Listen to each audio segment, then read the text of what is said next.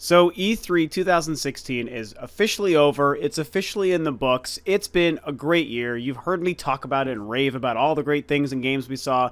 Tons of cool games, tons of cool moments. God of War happened, Dishonored 2, Hideo Kojima, Gears of War, Watch Dogs 2, Paper Mario, all these games and all these great things. And on top of all those games and others that I didn't get to mention, of course, we all know we were treated to the brand new Legend of Zelda, Breath of the Wild from Nintendo and the Treehouse. So everyone's been talking about Zelda and Nintendo. I've talked about it 100,000 times. You've probably already heard it to death, although I'm sure no one's really sick about hearing about it because the excitement for that game is so high and everyone's anticipating this game releasing in March. Everyone knows it's going to be great. It's one of these games a show. Nintendo obviously did a very good thing in bringing and focusing on The Legend of Zelda. And again, they peppered their show this year with a couple of other things. Pokemon, Paper Mario, like I mentioned, and a couple of other 3DS games, Monster Hunter and the like, and that's cool. For the most part, people feel like what they brought was great. The fact that Zelda was shown so in-depth was such a wonderful surprise, and everyone's so happy with how that game is turning out, means everyone's been mostly receiving Nintendo as a fairly positive thing this year overall, which is great. And for the most part, I agree. I know if you saw my video where I was grading all the press conferences, you heard me kind of review and go over Nintendo and not actually give them a grade because they did not have a show this year.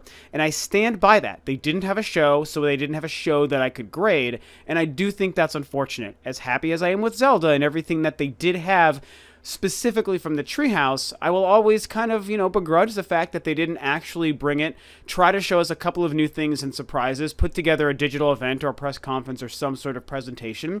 I think that it was a missed opportunity, and it was obviously because they didn't want to bring the NX and show all of those things that they decided to just come with a very small Treehouse presentation and focus on Zelda. And I think that that's a shame because I don't think they really needed to do that, but that's what they did. So what I wanted to discuss with you guys is, in hindsight, now that E3 is officially wrapped, as of now, yesterday from this recording, it was a great E3. Everyone did great. Even Nintendo did great without that press conference. The thing is, we all know that they decided, as I just mentioned, not to bring and show the NX. It was a very hotly debated topic. I talked about it. We featured it on our podcast. A lot of people, videos, internet commenters, podcasts, everyone, all the media talked about the fact that Nintendo decided not to come with the full show and not to bring the NX, which everyone kind of expected them to do so, myself included. And now that E3 is wrapped, they didn't bring the NX. We know to expect it sometime soon. All the other conferences played out. I want to discuss if it's actually a good thing or not that Nintendo decided not to bring the NX now that E3 is officially in the books. So to quickly get to my thoughts, honestly, yeah, I think it actually is smart that Nintendo didn't bring the NX. And this just goes to show what hindsight really does. Now, going back to a month and a half or so ago when they actually announced, we're not bringing very many games, we're not going to bring the NX, we're only going to have Zelda playable, and that was initially very bad and depressing news. At the time, I understand why that was bad news, and in fact, I still stand by a lot of the things that I think they should have still done. Just like I was mentioning in the beginning of this video, I still can't give them a pass for not having a conference or other games and surprises. But when it comes to the NX specifically, and this is, I kind of discussed this before. I got to the point after a couple of days where I was willing to understand, maybe it's smart for them not to do this and they'll show it to us later and that's probably going to be fine.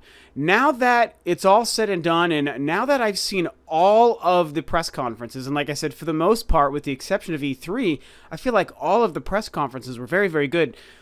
Now that we've seen what's happened and the fact that they didn't bring the NX, I actually feel even better about it because, as a lot of us had theorized, maybe part of the reason they didn't want to bring the NX is they didn't want the NX to be kind of lost in the shuffle of all these other things happening at E3 and, all these other games, potential new hardware coming from Sony and Microsoft and the Scorpio and the Neo. VR was going to be the hot new thing and talked about potentially on the stage shows, which in fact it was.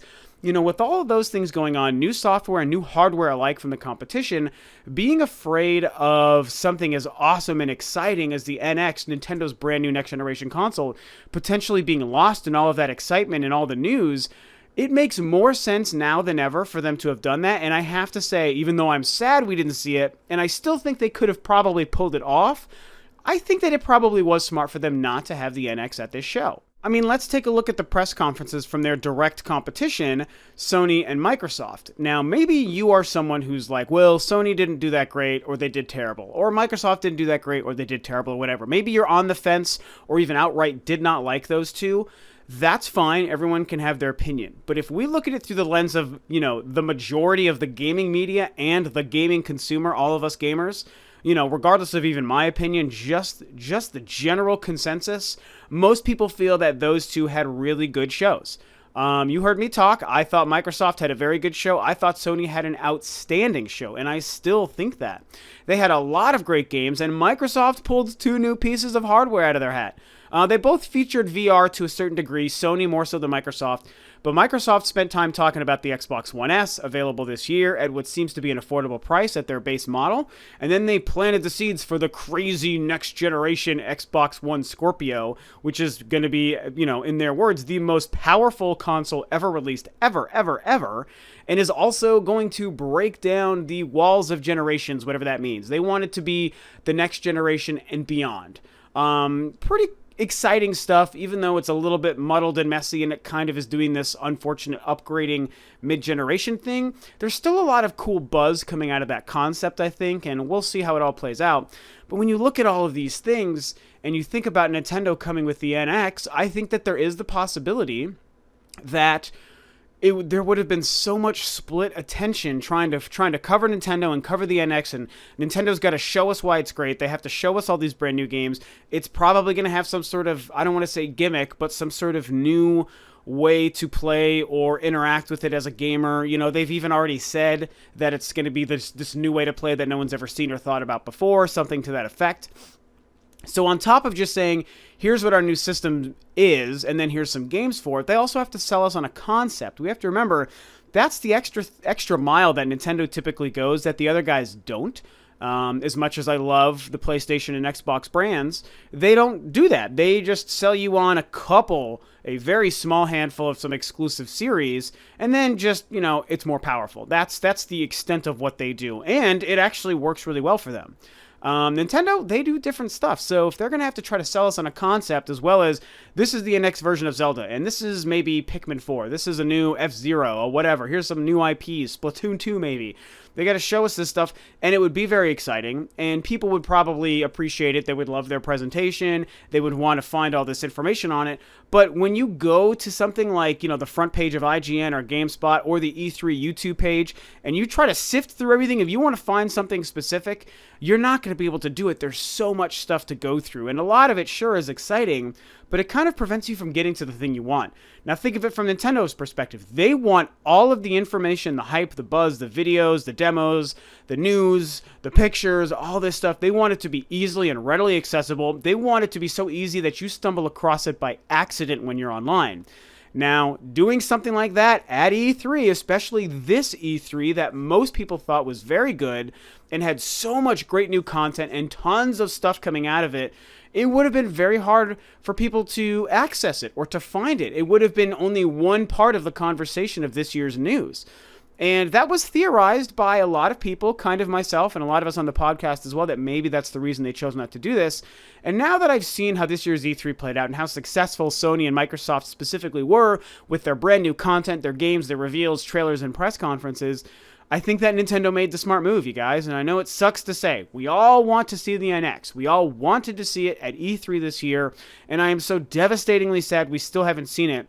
But I think that Nintendo has luckily kind of sidestepped a potential missed opportunity and, maybe a situation where they would have struggled to get the message out and the concept of the NX out to people and gamers. I think that they probably sidestepped that by doing this. Also, a little fun aside to this is we now have the reveals still to look forward to. I mean, how cool is that? Think about it. E3 is now in the books. A lot of the excitement's starting to fade. Now it's like, well, we have, the next 6 months to year or 2 years to wait for some of the stuff that was the most exciting coming out of the show. But also, if you're excited for what Nintendo might be doing, we now know that sometime in the coming month or months, we're going to get the reveal and the presentation and the unloading of information about Nintendo's next generation machine. And that is really pretty awesome news, you guys. Not to mention, we know they'll be showing us the NX next-gen version of Zelda Breath of the Wild, which we're all crapping our pants over right now. So we potentially have a lot of new information about that game coming as well. Maybe we find out about all these other things. Maybe someone like myself gets my dream next-generation Metroid game, the first Metroid game, and coming up on 6 years. Maybe that actually, coming up on 7 years. It was 2010 for Other M. Maybe we get that stuff at this reveal. So yes, E3 is now done and subsiding, but we have a whole new level of excitement to look forward to, and a whole new breadth of, announcements, trailers, gameplay, hardware reveals with the NX, new controllers. I mean, who even knows? Whatever Nintendo is planning, hopefully it is as exciting as we want it to be, and hopefully it's coming soon. So, I think that Nintendo probably saw this coming, and it's sometimes hard for us in the driver's seat of the gamer to look at this and be like, well, I want my NX, and I want it now. I want it all at E3, right here, right now, and I don't want to wait. Do it for me because I'm me, and that's what I want. And so many people have that boneheaded, self-centered, tunnel vision attitude, and you can't do that, you guys. I mean, this is the adult world we live in, and adults can sometimes understand that things don't happen just the way we want at the time we want them, just because we want them that way. That's not how it works. Nintendo is a business. I think that they had to make a smart decision. I've criticized them for not still coming with other content, surprises in a press conference, and I stand by that. That criticism from myself as a super huge Nintendo fan still stands. That is something where I think they did drop the ball on. However, in hindsight, now that E3 is done, not bringing and showcasing the NX, I think was the right call. I think that whereas, if next month or in 2 months they have a huge NX blowout event, 100% of the gaming community and gaming media is going to be paying attention. This year, at an E3 that was as jam-packed as this one, you could argue that there might have been anywhere from maybe 75 to even as low as 50% of the gaming attention put on them, maybe even lower, because there's so much shit coming out of E3. And Nintendo, I think, saw this coming. Maybe this was Kimishima's call. Maybe Miyamoto and Reggie got together and, everyone put their, the brain trust that Nintendo got together to say, hey, this is not the time to do this. Yes, they should have brought other stuff, but leaving the NX out and planning hopefully a big, huge, maybe an in-person press conference reveal event later this year. My money is still on August, maybe sooner, maybe after. I'm gonna hope that it comes in August. That is gonna end up probably being the smart call, and especially if the NX is as awesome as we want. So I don't know. That's what's going on with Nintendo E3 and the lapse of the NX not being there. What do you guys think about this? Does this make sense? Do you share maybe some of my perspective now that E3 is come and gone and you saw how much content came out of it? Was it smart for Nintendo to not try to force the NX into all this other news and coverage and wait till they had, just their own stage and their own time to showcase their new hardware? Do you think that maybe they still were wrong and they should have been there and you're just really upset that it wasn't?